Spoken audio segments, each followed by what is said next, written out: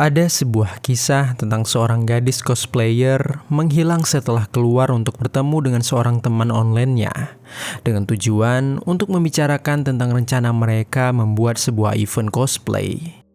Kehilangan gadis muda itu sangat mengejutkan seluruh komunitas cosplay di Malaysia.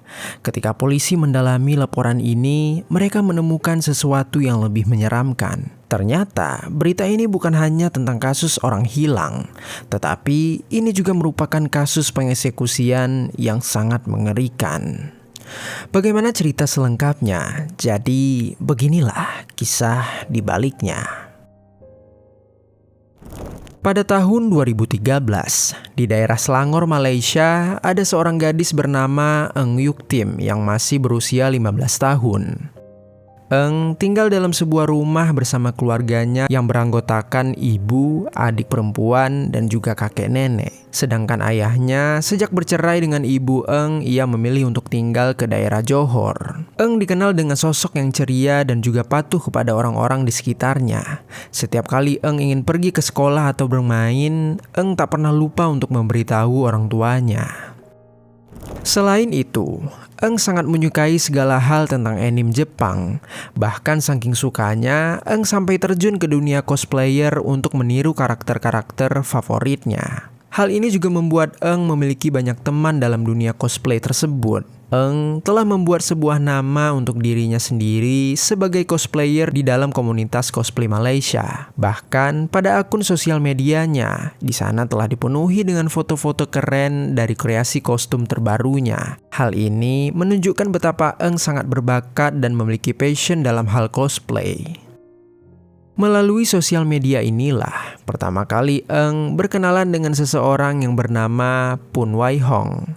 Wai Hong merupakan seorang pria berusia 22 tahun yang menghubungi Eng dengan berkedok tertarik untuk melakukan cosplay bersama. Obrolan awal mereka tampak cukup polos dengan mendiskusikan tentang event cosplay yang akan datang. Selain itu, mereka juga membahas tentang ide kostum serta berbagai hal tentang karakter anime. Eng yang senang untuk terhubung dengan sesama penggemar cosplay menyambut Wai Hong dengan baik sebagai teman. Namun, tidak dengan Wai Hong yang jauh lebih tua dari Eng. Ia ternyata memiliki motif tersembunyi dalam hubungan itu. Komunitas cosplay yang dikenal suportif secara tidak sengaja memainkan peran dalam hubungan Eng dan juga Wai Hong. Event serta forum online memudahkan mereka untuk berinteraksi sehingga membutakan Eng tentang batasan-batasan antara obrolan online dengan obrolan ketika bertemu langsung. Seiring dengan berkembangnya persahabatan daring antara Eng dan juga Wai Hong, prospek untuk bertemu langsung pun mulai terbentuk. Wai Hong mengajak Eng mengunjungi rumahnya untuk membahas tentang rencana event cosplay yang akan datang. Ajakan tersebut tampak biasa bagi Eng dan ia menganggap itu sebagai kesempatan untuk berkolaborasi dalam kostum serta berbagi ide secara langsung. Tanpa ragu-ragu, Eng langsung menyetujuinya. Singkat cerita, pada pagi tanggal 21 Oktober 2013, semuanya terasa normal. Eng bersiap meninggalkan rumahnya dengan penuh semangat. Namun, Eng tidak menyadari bahwa hari itu akan menjadi terakhir kalinya ia keluar dari pintu depan rumahnya. Ketika Eng meninggalkan rumah pagi itu, keluarganya tidak punya alasan untuk melarangnya pergi. Eng memberitahu ibunya kalau ia akan pergi bertemu dengan seorang teman yang bernama Pun Wai Hong. Dengan tujuan, ia akan membahas tentang acara cosplay. Dan hal ini ternyata telah beberapa kali gadis itu lakukan. Pesan terakhir Eng kepada ibunya yaitu ia mengabarkan kalau dirinya telah sampai di tempat tujuan. Lalu, beberapa jam kemudian, Ibu Eng yang kembali mengirimkan pesan kepada Eng, tiba-tiba pesan tersebut tidak terkirim karena Eng sedang dalam keadaan offline saat itu. Merasa khawatir karena Eng belum membalas pesan, ibunya mencoba untuk menelpon Eng, tetapi ternyata telepon Eng sedang tidak aktif. Saat malam tiba, kekhawatiran keluarga berubah menjadi panik. Mereka menghubungi teman sekolah Eng dan juga teman sesama cosplayer dengan berharap mereka melihat atau mendengar kabar dari Eng. Namun sayangnya, tidak ada satu orang pun yang punya informasi tentang keberadaan Eng. Lalu, keluarga mulai mencari rute-rute yang telah dilewati Eng dan mengunjungi tempat-tempat yang sering gadis itu datangi. Kemudian, keluarga Eng yang semakin khawatir akhirnya berhasil melacak keberadaan Pun Wai Hong untuk menanyakan tentang keberadaan putri mereka. Wai Hong saat itu mengatakan bahwa Eng telah datang ke rumahnya untuk membahas event cosplay mereka. Dia juga mengklaim setelah mereka berdiskusi, ia langsung mengantarkan Eng ke stasiun LRT menggunakan mobil miliknya. Wai Hong mengatakan saat itulah ia terakhir kalinya melihat Eng. Tetapi penjelasan Wai Hong tidak diterima begitu saja oleh keluarga Eng. Mereka tidak percaya kalau Eng kabur dari keluarga dengan tanpa alasan.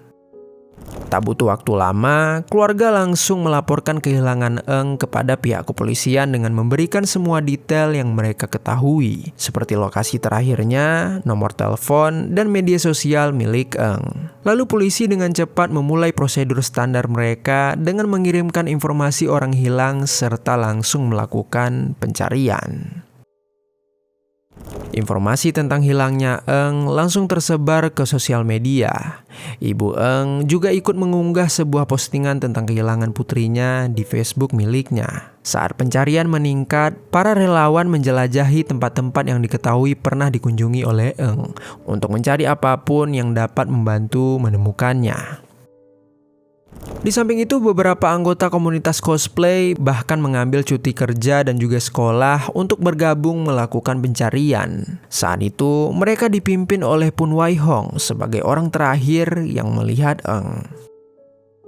Awalnya, keterlibatan Wai Hong membuat dirinya banyak mendapatkan pujian.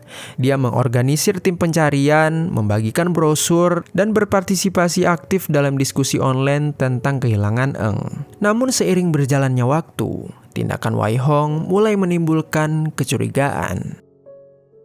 Kuan Che Heng, seorang mantan polisi yang beralih menjadi pemberantas kejahatan sipil, merasa curiga dengan Wai Hong sebagai orang terakhir yang melihat Eng.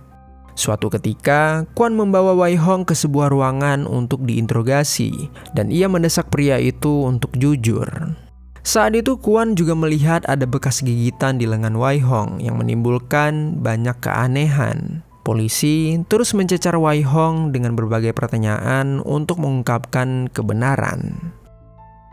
Pada awalnya, Wai Hong masih tetap tenang dengan berpegang pada pengakuan pertamanya di mana ia mengantarkan Eng ke stasiun LRT. Namun, ketika penyidik menampilkan bukti yang tidak sesuai seperti rekaman pengawasan di lokasi stasiun dan keterangan para saksi, kebohongannya mulai perlahan-lahan terungkap. Interogasi terhadap Wai Hong semakin intensif. Pihak berwenang Malaysia menggunakan segala cara mulai dari interogasi langsung hingga taktik psikologi dengan menjabarkan bukti-bukti yang memberatkannya. Seketika, rasa percaya diri Wai Hong mulai tergoyahkan, padahal sebelumnya Wai Hong masih terlihat tenang.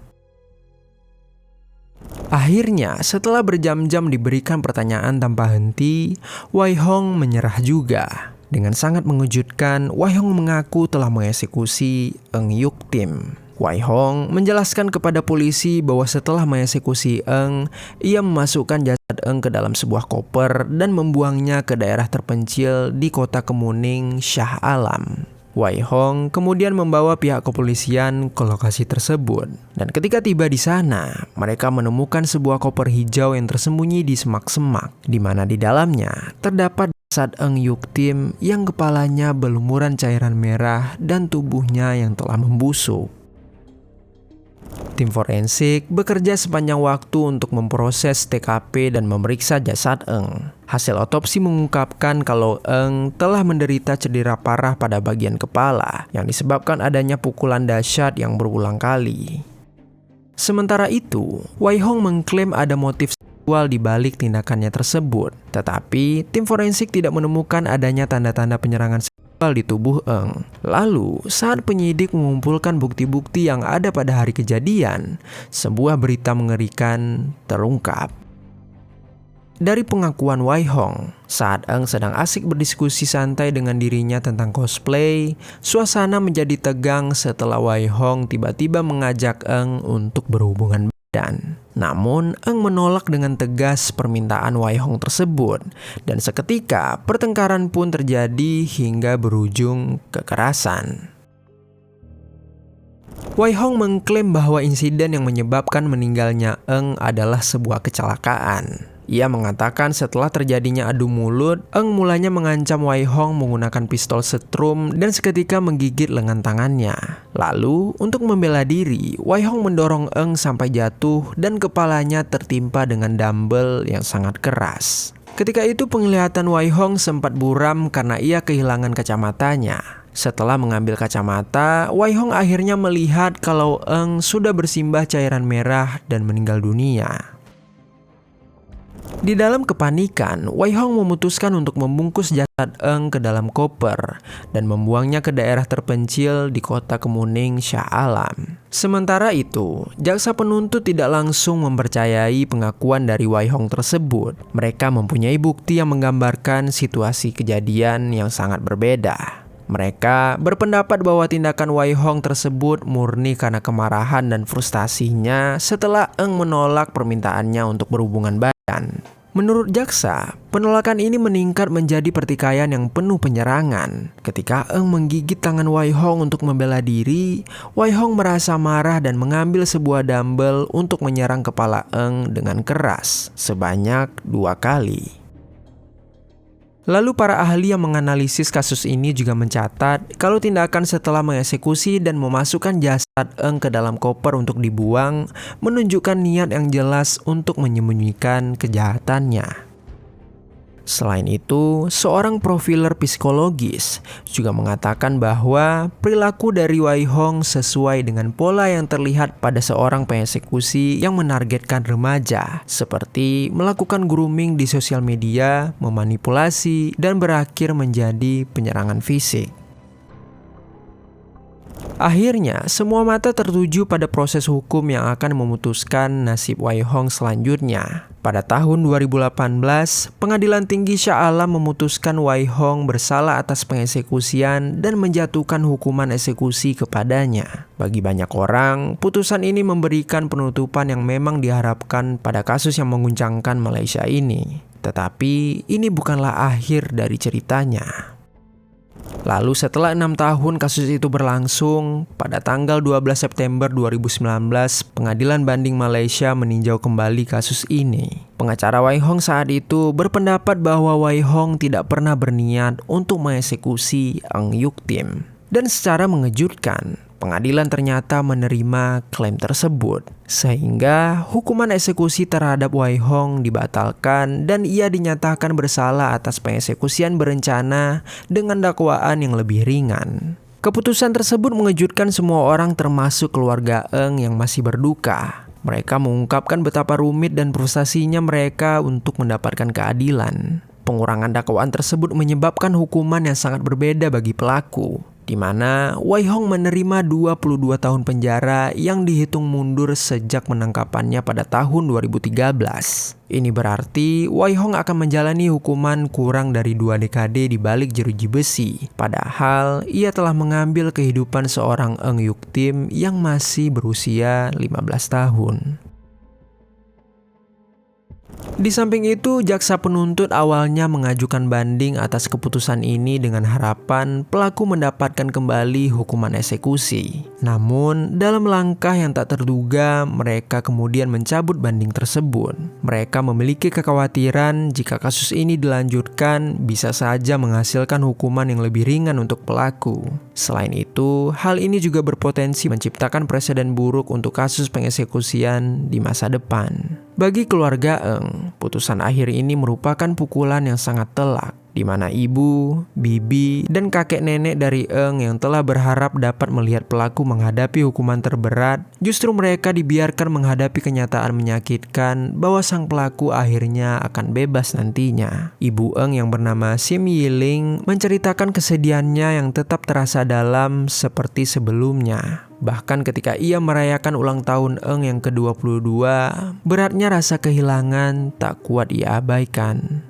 Kasus dari Eun Yuktim ini menjadi pengingat yang menyadarkan kita untuk selalu berhati-hati dalam berkenalan secara online dengan orang baru, apalagi sampai memutuskan untuk bertemu secara langsung.